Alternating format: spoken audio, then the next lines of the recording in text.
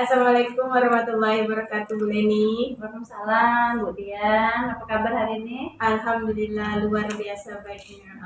Semangat, Bu Dian. Jadi, gimana nih Bu Dian hari ini, Bu Dian? Kayaknya agak mumet nih ya, kalau dilihat wajahnya ya. Itulah saya, Bu. Iya. Gimana tuh? Saya ini mau menyampaikan Ibu nih. Saya ini punya masalah di kelas saya nih, Bu.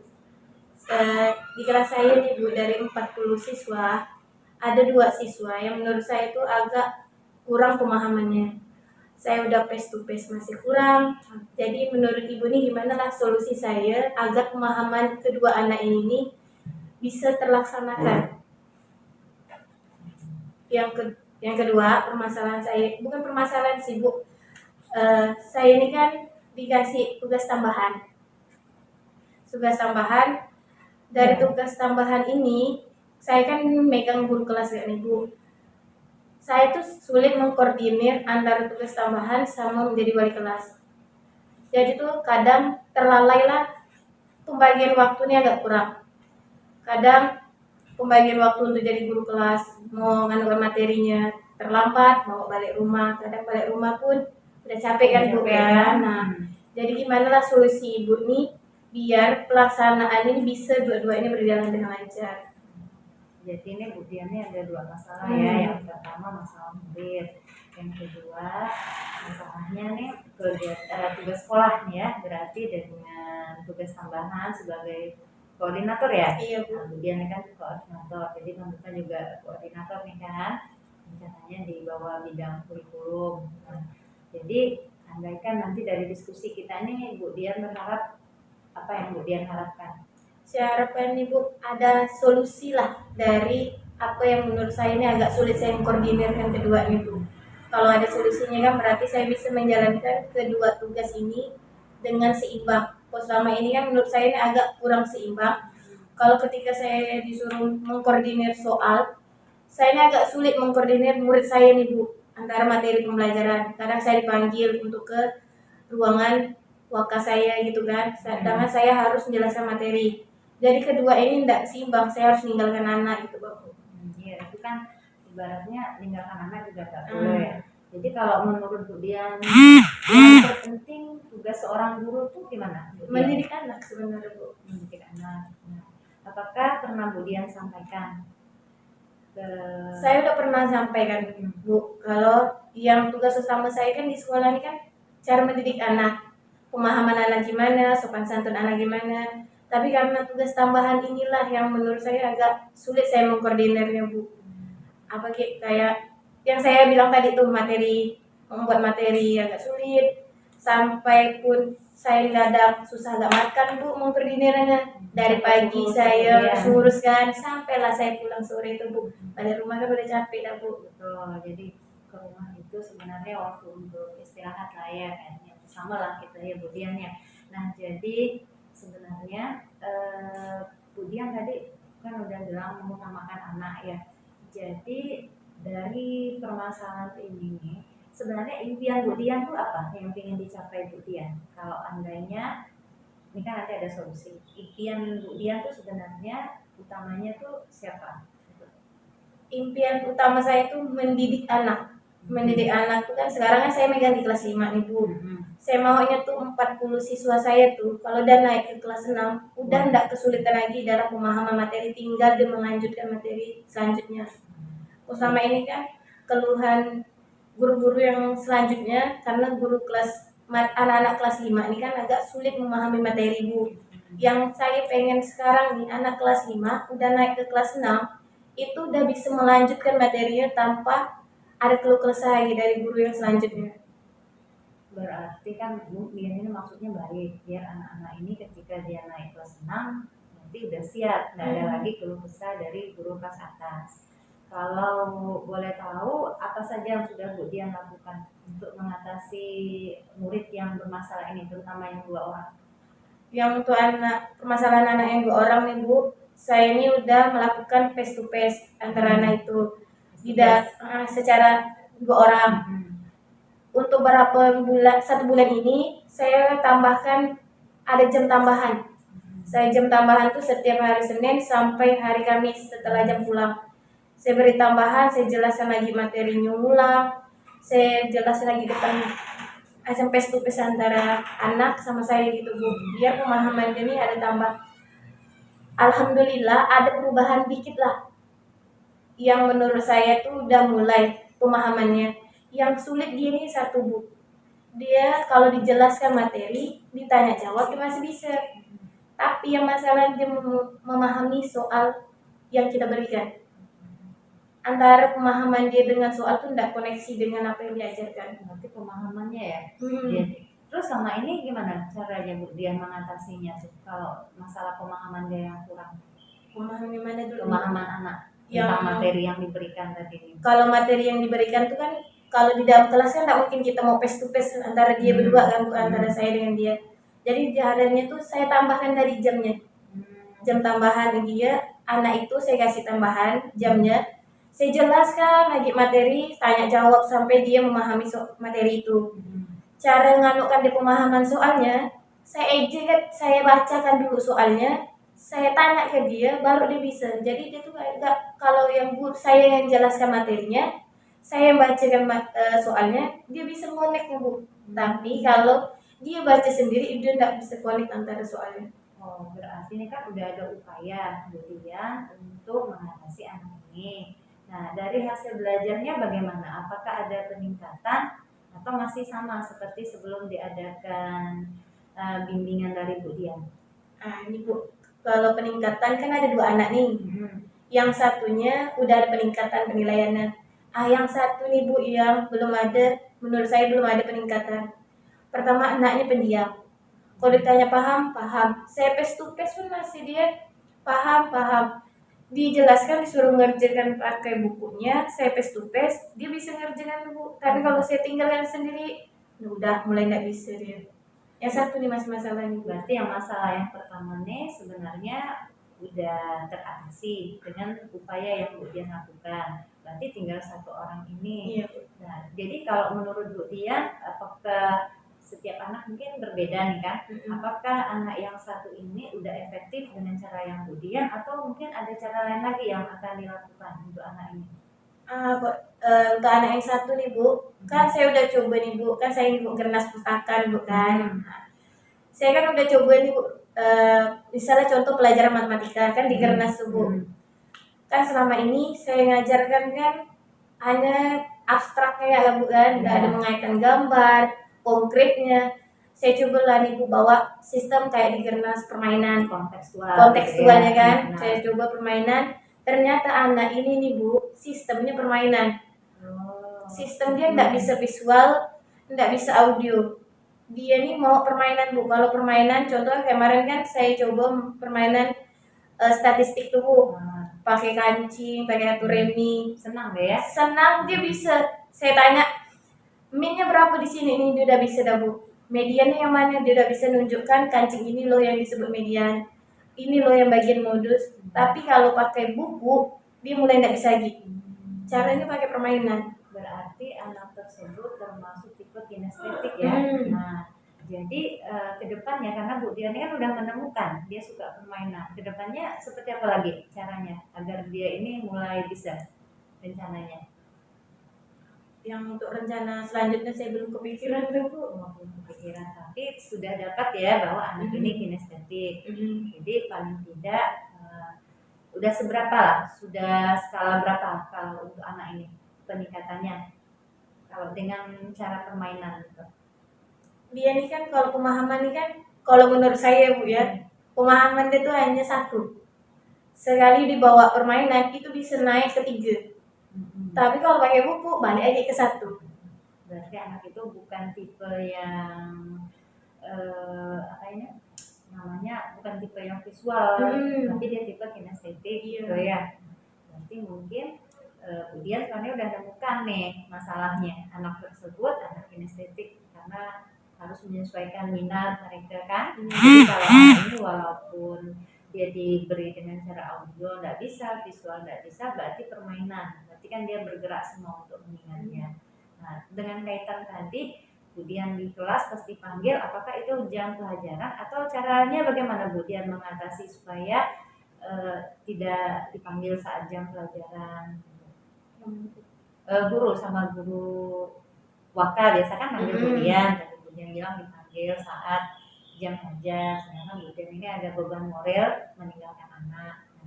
Budian pertama lakukan apa kalau misalnya Yang pertama tuh Bu, kalau misal mendesak lah dipanggil tuh Bu, saya bilang ke anak-anak, jangan ada yang bergerak di mejanya. Saya suruhlah ketua kelasnya untuk mencatat Bu.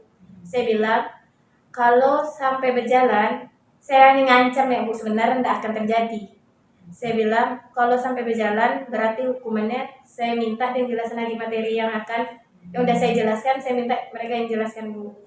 berapa efektif pakai cara gitu? Kalau pakai cara itu, anak-anak tidak berani bergerak Bu di mejanya.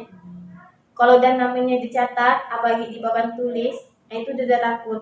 Karena saya benar-benar kalau saya suruh dia maju depan, suruh maju ke depan. Kalau menurut dia hal itu kira-kira dibenarkan nggak?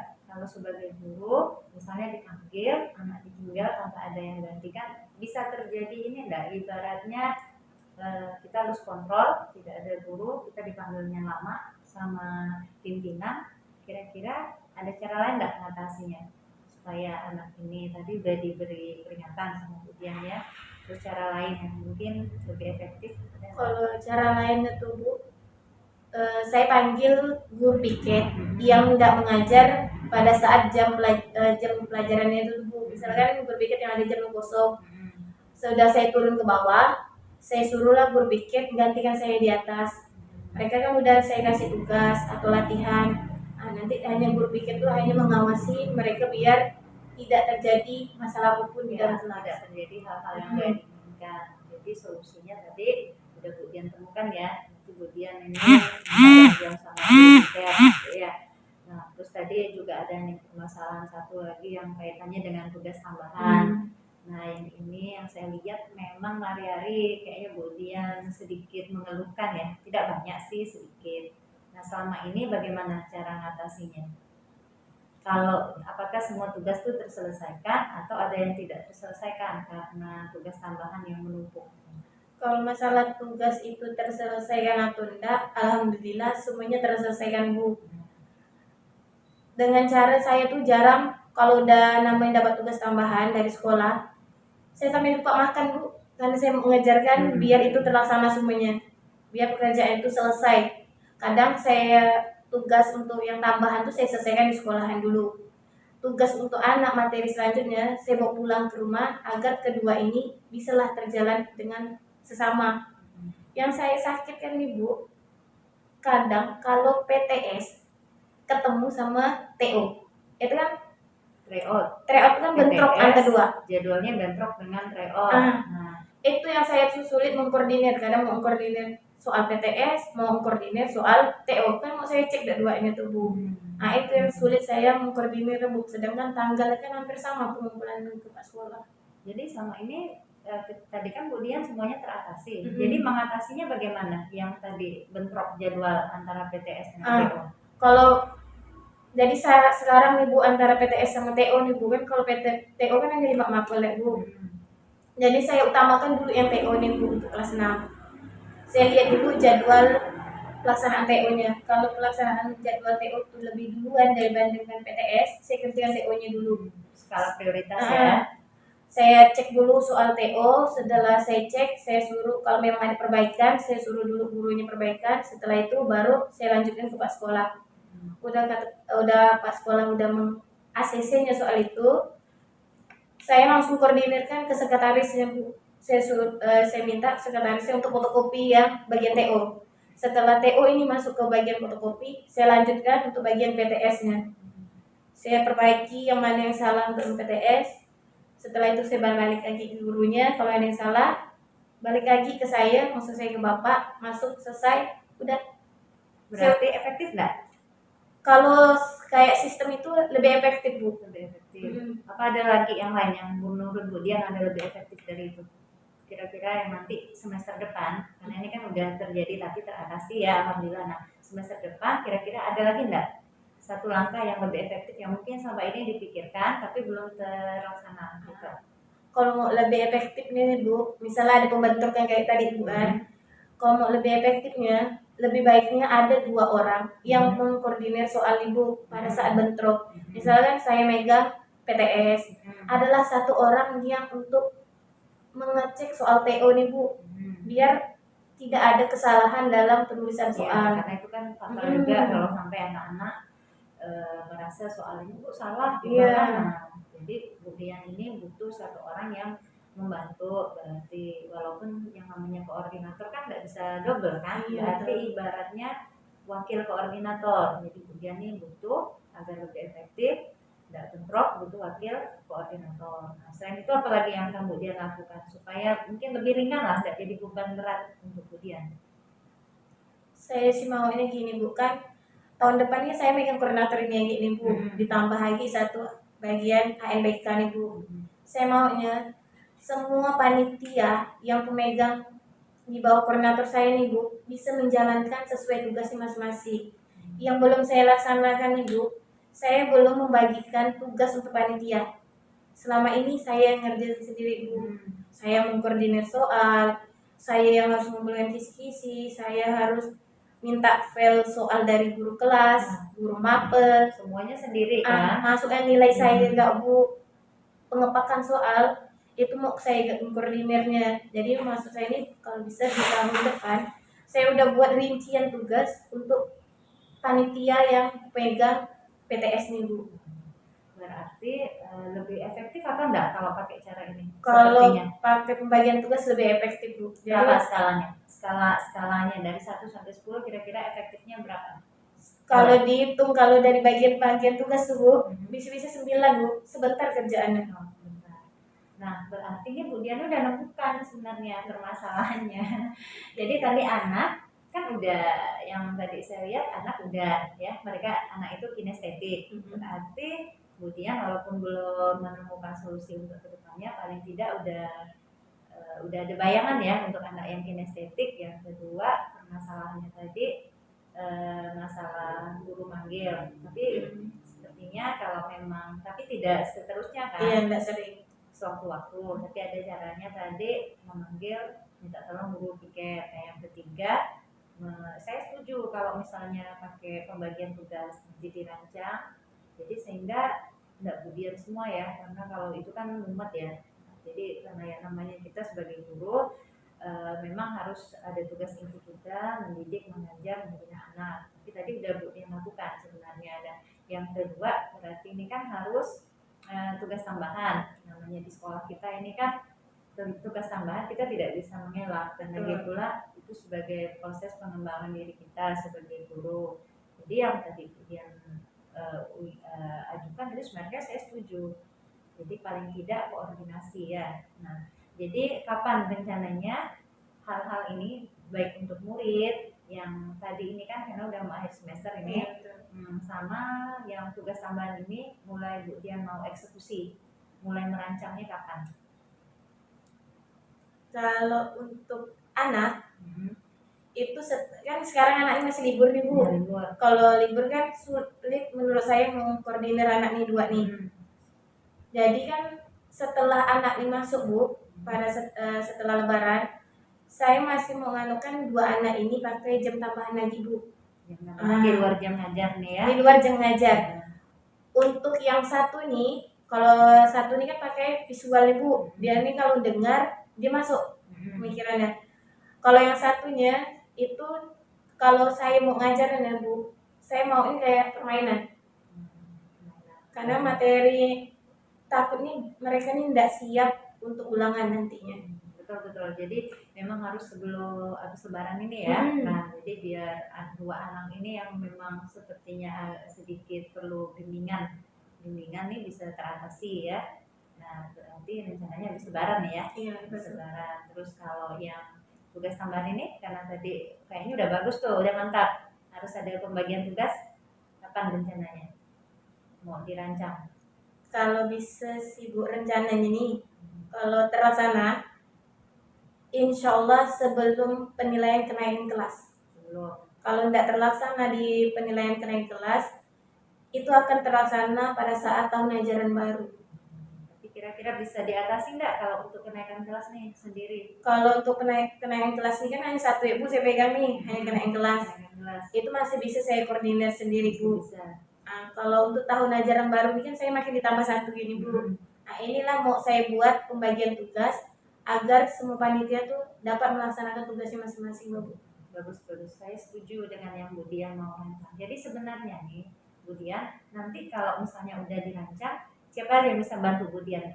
Kalau untuk anak yang model memberikan tambahan, kira-kira ada nggak yang bisa bantu Bu Dian? Kalau untuk mendampingi, kalau untuk pelaksanaannya dengan anak, siapa yang bisa mengingatkan atau nanti memberi bantuan supaya itu terlaksana gitu?